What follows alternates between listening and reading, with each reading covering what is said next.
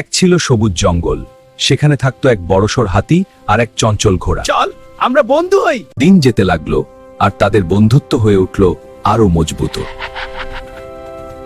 এক সকালে ঘোড়া বলল, চল বন্ধু বাতুবাজ, চল বন্ধু, আজ আমরা ঝিলে মাছ ধরতে যাই। হ্যাঁ চল। হাতি ধীরে ধীরে হাঁটে আর ঘোড়া ছুটে চলে সামনে।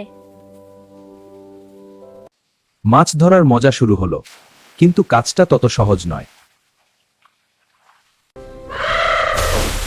আরে বন্ধু, এত পানি ছিটালে কেন? ও, এখন কি হবে? বন্ধুকে বাঁচাতে হাতি ছুটে এলো। বন্ধুত্ব মানে একে অপরকে সাহায্য করা। ঝামেলা মিটে গেল, আবার হাসিতে ভরে উঠল ঝিলের পাড়। সেদিন তারা শিখেছিল, রাগ নয়, ভালোবাসা আর বন্ধুত্বই আসল শক্তি।